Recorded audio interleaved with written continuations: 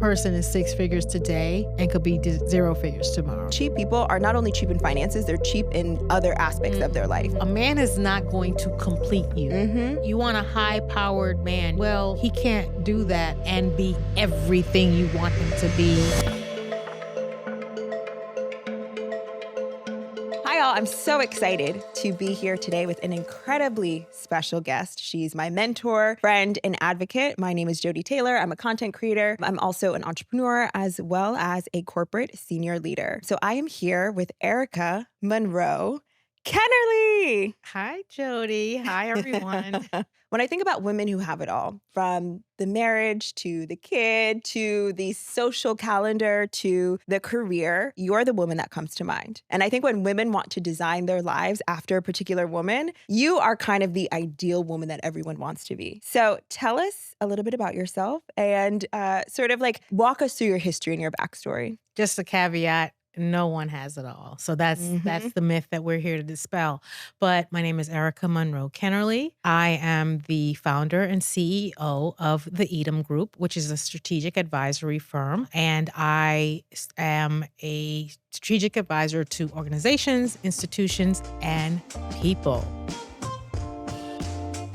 What I see online, a lot of women are calling themselves socialites or aspiring socialites or want to get into that space. I know you would never refer to yourself as such, but I think from the outside looking in, a lot of people sort of view you in that context as someone who has really robust social circles, a lot of social capital, organizations, law school, all of that. So walk us through how you started building those relationships and like if you were to start from scratch today, how you would start there. Well, I refuse to call myself a socialite I know. because I'm not. The one thing about New York back in the 90s and early 2000s when I was here in law school was that everyone kind of partied the same. Everyone lived in the same neighborhoods. Everyone grew the same. You know, we were building all at the same time. You would be at a party and there would be bankers, lawyers, doctors, athletes, rappers, actors, entertainers, like everyone in the same space at the same time. And so that's how you also build really broad relationships and everyone kind of flowed together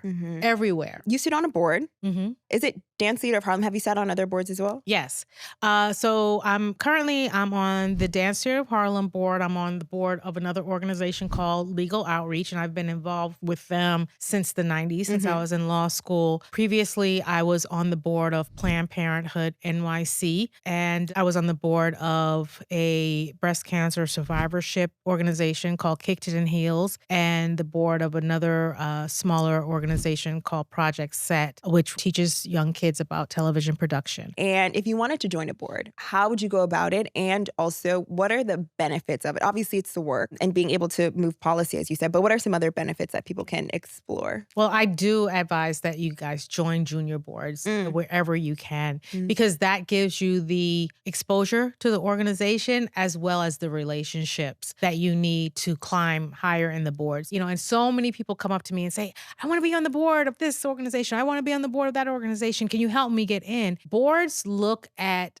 their needs. There are rubrics that we use to assess who we need and when we need them. So it's not just a matter of I'm around and you should ask me to be on the board, or a matter of I can write this really huge check. It's also a matter of do you have the skills necessary to help us proliferate and to help us build the brand? So we might over-index on finance people, but we might need real estate executives and professionals because we plan to build a new building or acquire other buildings. So there is a lot of thought to who you are professionally and what you do as to how you get on a board. If a 30-year-old woman were to move to New York City tomorrow and she was like, I know nobody and I want to start building community and also building my social capital, boards are one way. Any other things that you would advise to become Erika one day? Well, I don't know. A rich network. I don't know if you want to become Erika, but like I tell my daughter, you want to be better than me. So to be better than me is the goal. I am far from perfect. My life is far from perfect. My marriage is far from perfect. What I love to do is to speak to young women who are up and coming and want to do better in their lives, to speak from my mistakes and to highlight those things that I think I did right and say, hey, this is something you might want to build on, but to also give you fair warning of the things that I did wrong. I will also say that you should use your professional networks wisely, right? So if you're a lawyer, join the bar associations. If you're an MBA, go to the National MBA Convention. If you are a nurse, go to the nursing conventions. Like explore relationships in your city and externally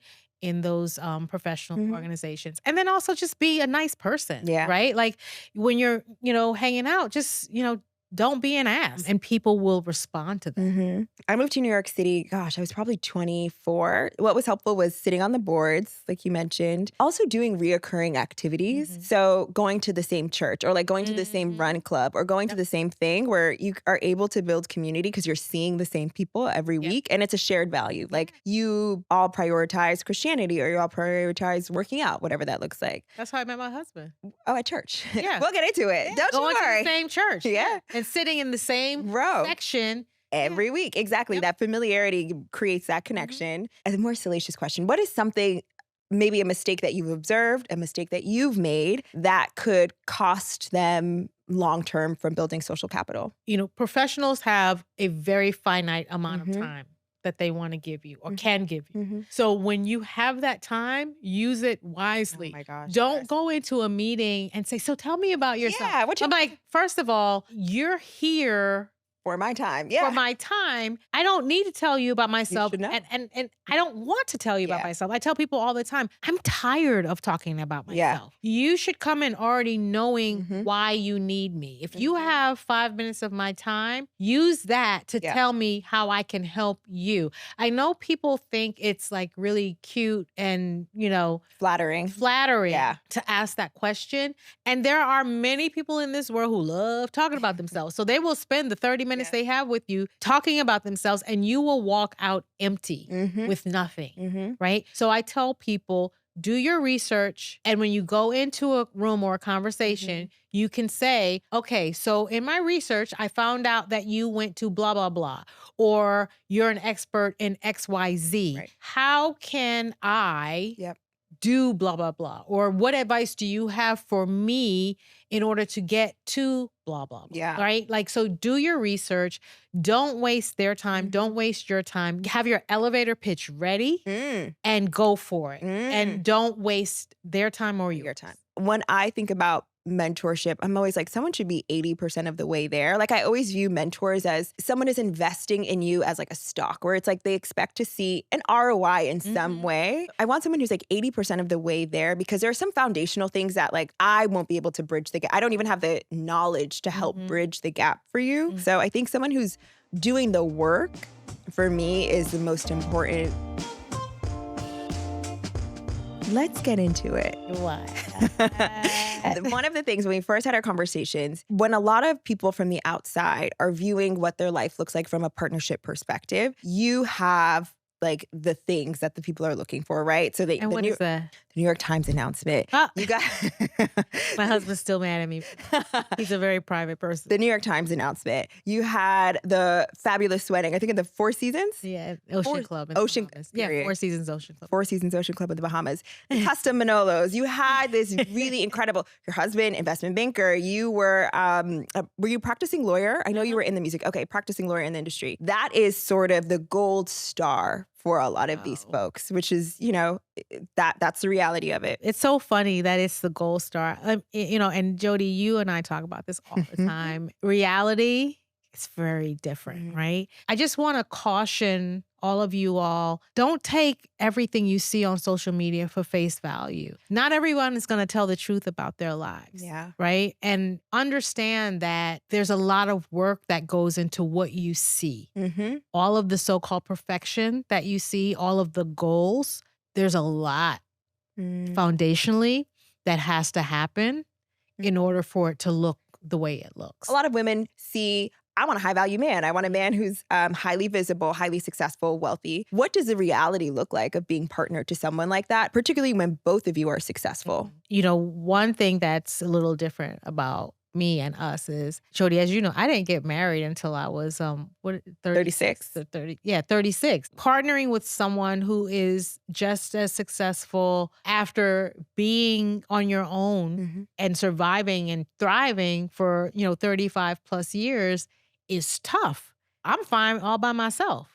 I've been fine all by myself. He's been fine all by himself. And then all of a sudden, wait. We got to meld these two lives. Yeah. And then we have a kid. And then we have this new home in the burbs. And then we both had our own separate real estate holdings outside of that, and lives and friends. And so it is really not that easy once you are so established and rooted. Obviously, we love your husband. And when you think about the qualities that are important for you as a successful woman to have in a partner. And then if you also think about, because once again, my ears are to the social media streets, everyone is talking about like wanting to be partnered to a very specific kind of archetype of man and what is required of them. Like, number one, if you're trying to be partnered to this very specific kind of man, it requires a particular, I think everyone believes that they are deserving of that archetype of man. And, neither here nor there. But what does it require from a personality standpoint, from a social capital standpoint, whatever standpoint you want to look at it? What is required to be partnered to that person? And then also, what do you think is helpful for you in partnership that you see in your partner? It's funny. I never really had an archetype. And I don't think my generation did. Our generation is big on we want a six-figure. No, everyone wants a millionaire, not even six figures. We love a high value man is what they're quoted as now. I think for us, we built together. We grew together. I think we wanted a man that had the same ambition and qualities as we did. Like, for me, it was important to have a man who loved God. It was important to have a man of high integrity and of good character. It was important to have a man who valued family in the way that I did and valued education. I don't think any of my friends or I went out searching for that six-figure guy. That was just knew it was going to happen. It was you just knew it was going to happen because that was your circle, or that person had the potential to be. Yeah. That's interesting. I think so. For my generation, we got success a lot sooner. Yes, you did. And it was almost instantaneous. Like, we grew up in the era where there were 23-year-old CEOs and 23-year-old millionaires. And I think the CEO of, Red Lobster is 35. So we grew up in this era where there's such a large discrepancy. There's so many people who were doing very well. And also we've seen people who were on the right trajectory and then didn't quite, hit it the way that we thought. And we're in a very unique position where women are out-earning. No, we're not out-earning. We're out-educated. And so I think there's this discrepancy that we've never seen before where women are sort of outpacing men in some variables. And so I think that's where this fixation of I need a successful man, because it just seems like there's this large discrepancy and almost a dearth of them, dearth of our equals. Life happens. Yeah. And life be lifing. That person is six figures today and could be zero figures tomorrow. And, then what is gonna happen? What is sustaining your relationship? What is your relationship rooted in? What's important to you? You're never stuck in a situation, but understand that there is a lot that comes with the package that you're looking for. What is a lot that comes with it? A lot. There's a lot of unspoken, and a lot. I always talk about that too online, where I'm like, I think a lot of people are romanticizing partnership generally. And then particularly with that specific subgroup of men where they're like, oh, I'm going to be plucked from obscurity and then my bills are going to be paid. I'm going to have this really fabulous life. And that's it. Having friends even who are part of that, they're not used to hearing no. They're used to being the centers of their universe. And this is, I think for men and women, this isn't shade towards men. They're used to being the centers of their universe. They're used to being so linearly focused too. They're only focused on their career. And a lot of things come secondary or tertiary to them. And including family, including romantic partnership. We talk about this all the time. And there are so many things that people are romanticizing about this power couple goals thing that a lot of people don't talk about. Yeah, the reality is there's always a cost to everything, right? You want a high-powered man. You want a man who's ambitious. You want a man who, excels at his job. Well, he can't do that for the most part and be everything you want him to be at home as well. Because most of the time, a lot of men who are very ambitious are very kind of single track minded. Yeah. There are some men who, can do it, right? I will never generalize, right? But you are sometimes left to be responsible for a lot more than you bargained for. And sometimes resentment comes with that, right? And then you got to deal with the resentment. Michelle Obama talks about it all the time with Barack, right? You look at them and you're like, oh, goals. She's very real. Like, she's like, I didn't really like this dude for like 10 a years. long time. 10 years. Like, I was very resentful. Yeah. That's reality. Yeah. That's truth. Because, I'm high powered too, right? So why am I responsible for doing everything for the house and the kids, right? And so you have to figure out what works best for you. And again, it ebbs and flows. Like there'll be some times where you're like, I am divorcing this man tomorrow. The next week you're like, oh, we're so in love. And then the next day you're like, can't wait to be out. Yeah. It's just like listen to Michelle. Like, listen to Michelle. Listen to Michelle. You don't have to listen to me, but listen to Michelle. I love it. Do you think it's possible to have a peaceful partnership with two high-powered folks? Yes. How so? Well, mine isn't always so peaceful. So, but I think it is possible. I think anything is possible with God. No, I think that, listen, what I always tell you is marriage is a business, right? And it's run like a corporation. And you have to look at it like that. Like the love stuff is amazing and it's great, but love tends to be conditional, right? Most people are not practicing agape love, which we should, and that would be great. But it ebbs and flows with your emotions and with your hormones and with all of those things. But I think that it is possible to have a peaceful, high-powered relationship. I think you should just choose wisely. And as I say, it's a business. Is this somebody you would open a business with? You would start a business with? What is something that you wish folks told you about marriage before you got married? How much work it is, I think. Tell us, walk us through. I think the thing is because I have no concept of what it really takes to have a marriage. Like, my parents, they just struggled through it and figured it out and did it. And there was a level of commitment, I think, in that generation. They just kind of like figured it out and powered through it. You thugged it out. You thugged it out. We didn't, I think this generation, yours and also mine, we're starting to marry for like other emotional concepts, right? You're like, what I'm not going to do is thug it out. Exactly. And I'm not going to thug it out. I'm not going to I need to have someone who I feel emotionally connected to and also part. So the reality is, I don't think I know a lot, and I don't think a lot of my peers know what it really takes. I think we have this very romanticized version of what it takes to be married. What are the misconceptions? It takes work. I also think it takes, and I think part of that work is like a level of compromise that, as you mentioned, in my 30s and being in my mid-30s, I'm not prepared to make. It's tough. It's hard. It's tough. Like, that's the thing. Like, you don't want to advise people to marry young, but you're also like, not too old. Don't wait until you're mid-30s. And look, a lot of times, couples decide to thug it out. A lot of times people say, let's do it for the kids. And once the kids get to college, I mean, some people don't even choose to thug it out or do it for the kids. Time just goes really, really fast, especially when you're raising kids. I would have never, ever, I mean, my husband and I will be married 18 years in June. I'm like, how did I make it past 1 year? Like, I'm like, I used to be like, people used to talk about the 7-year itch, and I'm like, month 6, I was ready. Making it to 7, and I'm like, how in the hell? But time goes so quickly. It really does, especially like when you're, kids, raising a family and like, things are just happening and, and career-wise, and it's just like. You don't even have a moment to think about divorce. No. Like, well, I mean, you think about it. No, but it just goes by really, really fast. Yeah. A lot of misconceptions that I see on the internet, because once again, this is a hot topic for the girls. They're constantly talking about this desire for partnership. And once again, not to beat a dead horse, but high value partnership. And when I hear a lot of the things that they assume are required of them in order to be partnered to this person, it always feels a bit off. Like, it's always around like domestic labor, being really attractive, which I think is part of it.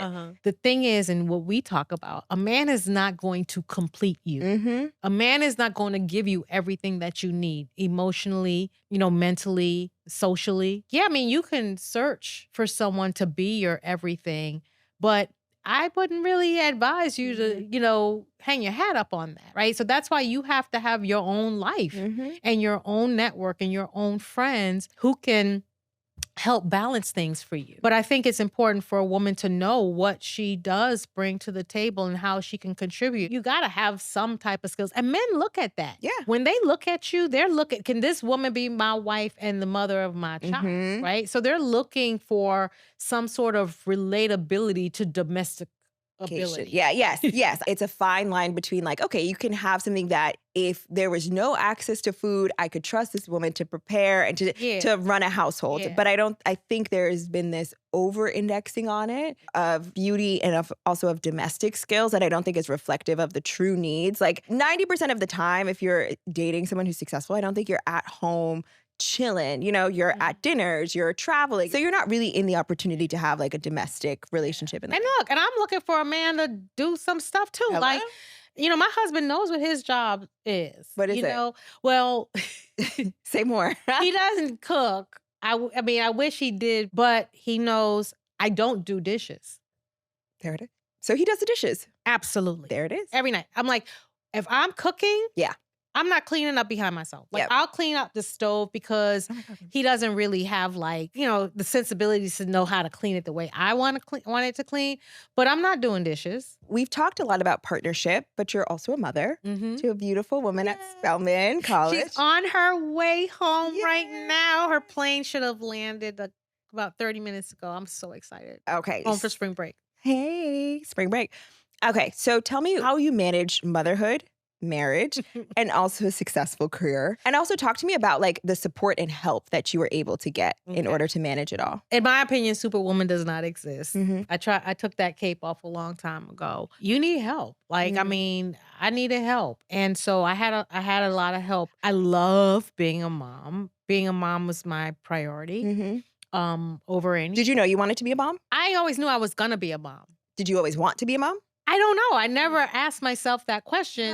Like, I knew I was never pressed about being married and being a mother. You also had an au pair? Yes, I did. Which I don't think a lot of people au pairs. Which I don't think a lot of people realize how accessible. Yeah. Accessible in air quotes. My first au pair was a Black woman from Europe. Now, let me tell you, I was very specific about what I needed. I knew I needed someone to drive because I needed someone to drive her to school and activities because I was working in the city, in Manhattan. I knew I needed someone who knew how to drive in the winter. Because you were in New York. I wanted someone who knew how to play the piano because she's in piano lessons. But I was just very specific. The most important thing is I wanted a woman of color. Okay, and you got all of that. So my first au pair was German. And she is my first oldest daughter. Aww. We're very close. Yep. She's married now with 2 kids. I'm still her mom. Love her to death. Trust her with my child's life. Then I had a second au pair after her because they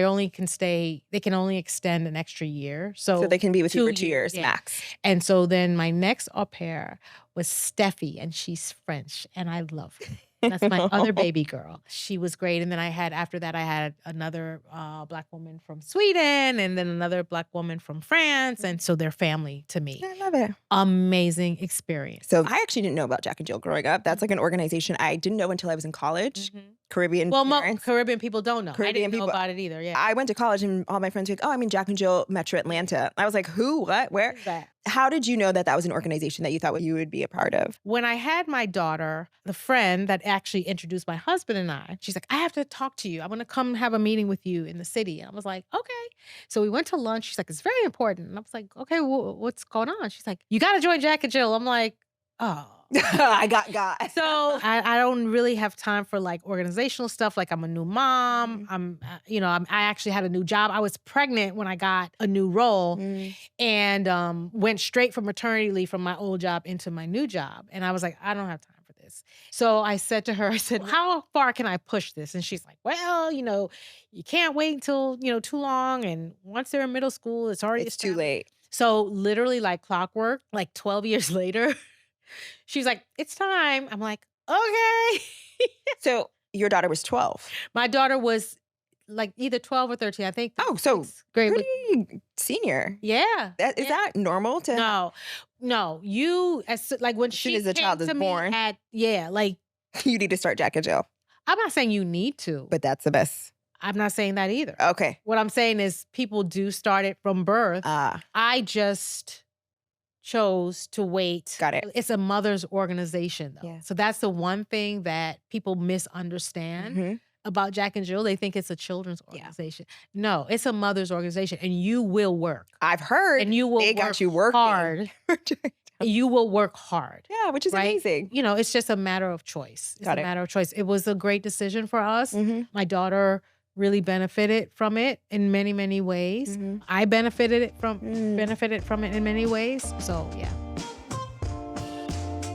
So fun, quick, instinctive answers. Don't think too much about it. No explanation. Okay, off the top of the dome. Okay. Number 1, favorite clothing brand right now. Don't think about it too much. And no explanation. Oh my God. That's tough. I mean, maybe Zimmerman. Okay. Favorite hotel in the world? Plaza Atelier. In Paris. Okay. I just came from there. I know, which was fabulous trip. Okay. Number 1 luxury item you regret buying. I don't regret anything. One that you've resold. Like you had it for a while and you're like, oh, I'm ready to get it. I don't resell anything. Period. I really want to know the luxury item that you think people overpurchase. Maybe Christian Louboutin. Oh, good one. I have tons of them, and I'm like, they all hurt. They do. That's a really good point. Okay. Most recent luxury purchase. I'm pleading the fifth. Okay. Wow. Okay. Redacted. Best city in the world for a girls' trip.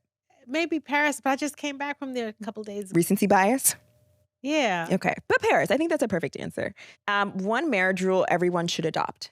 Acceptance and understanding. Love it. And that comes from Dr. Henry McCurtis. Love it. One thing women overcomplicate about life. Life. Women overcomplicate life. Just freaking live.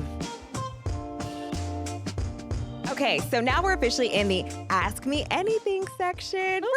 We have some questions from our callers or folks who have written in. So this is a little fun. Okay, so we have Mandy from Bed-Stuy. Mandy from Bed-Stuy says, I'm in a 50-50 relationship and it's starting to bother me. We met in college and have been together for 10 years. He works in private equity and I work in marketing, and he makes 3 times what I make. Girl. But still insists on splitting everything. Girl, Mandy. It is frustrating me and I don't know what to do. Help. I believe in proportionate contributions. Mandy, what I would do is do the math. It sounds like the math ain't mathing. The math is not math. Because he's making 3 times her. Do the math. And they're doing 50-50. Listen, there are times when you have to do 50-50. My husband and I had to do 50-50 for a long period of time. So I'm not saying there's something wrong with it. It's basic fairness, right? Like Mandy needs to have a conversation with him and be like, okay, like, you know.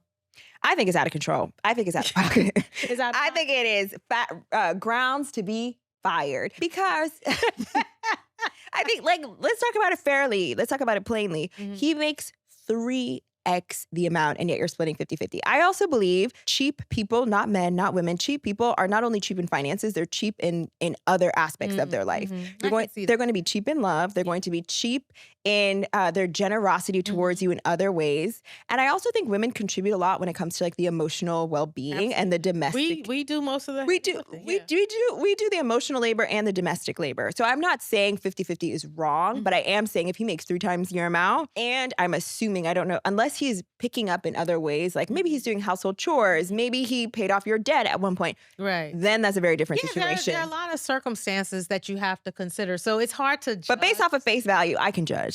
Okay. So Renee from Okemos, Michigan. Hey, Renee. Renee says, I don't come from a particularly interesting background. I'm from the Midwest and went to a state school. I moved to New York City and I'm enamored with the socialite life, the galas, the fashion weeks, the fundraisers. I didn't grow up around wealthy or connected people, but I want to start building that kind of life. Where do I start? Join some organizations, be visible. There are a lot of things that you can do for free in New York or for very little money. And also understanding the intention of why you want to join stuff like that. Yeah, I mean, if you just want to like hobnob, like again, guys, like I said, I'm all about organic realness, intentionality. Yeah. Like if you just want to be around people with money, I mean, and there's a lot of people who just want to be around people with Exactly. What's money. your intention behind why? Yeah, what's your intention? But then you got to be ready to spend the money to be around the people with money. And that's that. And also look like the people with money. That's the other thing. And that gets expensive. Keeping up with the Joneses is tough. Yeah. Alicia from Harlem, very simple question. How do you know if a man is really ready for marriage? They got to be the one to make that decision. Ooh, speak on it. They do. Yeah, you can't make a man be ready. Well, what are some signs that you can look out for if you're dating somebody to say like, okay, it sounds like action is one of them. Like, it is. Okay, they he's move moving quickly. Ooh. When they're ready, they move quickly. And you don't even know what hits you. You're just like, you always tell me like, I woke up married with the baby in the summer. Yeah, it took me years. I'm like, what? I did. I woke up, I felt like, what the hell? They move real quick when they're ready. But it takes them a while to be ready and to make that intention known. Yeah, it's like the taxi cab theory. Have you heard of that? No. Where it's like a man is like a taxi cab. When his light goes on, it means that it's available. And the first person that gets in the car is the person they're going to go with. Yep. Okay, so you believe that? I do. Okay. I do. I mean, not the first person that gets in the car. That is the myth. I do feel men are very intentional about who they want to be their wife and their mother, especially if they're professionals, and the mother, their kids, especially if they're professionals, because they're looking at everything. Like, can I take her around my job? Can I take her around my boss? Can I take her around my mom? They're very they're logical about it. Very logical. Yeah. Very logical. They're logical about it. I would agree. Okay, and our final question, Blaine, no city. Aw, Blaine. I don't feel attractive. I feel like I have an average face, and if I'm honest, slightly overweight and still finding my personal style. I don't think my friends are being honest with me when I ask them what to do, or I get the generic love yourself advice. Like, what steps would you advise? She didn't actually finish the question. What steps would you advise Blaine to take? You gotta get some kind of confidence on what you're carrying, right? Like, not everybody is beautiful. Not everybody has a great body. Age changes things. You know what I'm saying? Things move and shift around, but you have to feel confident in what, when you walk into a room, your confidence speaks louder than your shape and speaks louder than your facial symmetry. You know what I'm saying? So Blaine needs to get some confidence in who she is. I mean, even if I have the prettiest big toe, you better own something. Make that big toe shine. Make that big toe shine. What can you feel proud of? Where does your achievement lie? And then that will change your mindset so that when you walk into a room, people know that there's something about you that's different and that's attractive. And I think a lot of the small habits actually net the biggest difference.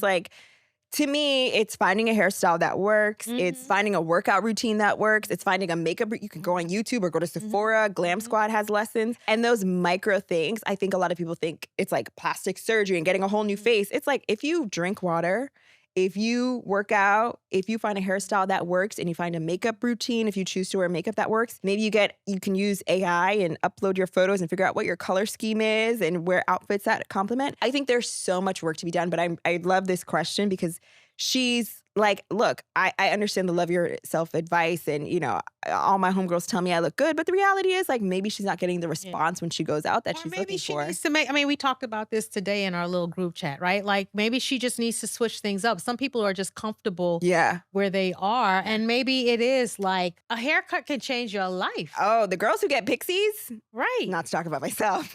Yeah, they can change. It can be a whole new person. A whole new thing. Or a new style. Like, some people are stuck. They don't wear color or they refuse to wear something low cut or something short. Taking a risk, right? But also knowing your limitations, right? I mean, the way that I dress now is very different than the way that I dressed 10 pounds ago, or 15 pounds ago, or 20 pounds ago. But it's still in the same kind of vein, right? So you got to be more aware, okay, I'm showing a little bit more cellulite or my stomach's a little bit bigger than it was or, but it didn't change my sense of style or how I want to look. Okay, so final question. If you could give ambitious woman one piece of brutally honest advice about building the life that they want, what would it be? Live more. Live more. This is your only life. You only get one shot at You this only thing. get one shot. Stop being, I'll tell you all the time, stop being so serious. I look back now and I'm just like, I think I lived a good life. There are ways that I could have maximized it. I would look down on certain women that were doing certain things. And I'm like, shoot, some of those women have like overtaken me or we're in the same spot. Like, like I should have done a live little more. have fun. Yeah. Have fun. Life is to be lived. Yeah. Have fun. I love And don't take everything so seriously. Like if you certain women, if you want a kid, go have a kid. You're waiting for the perfect man. Like, I mean, do what you want to do. Like stop thinking about other people and stop thinking about society. Like I've looked at death in the face too many times.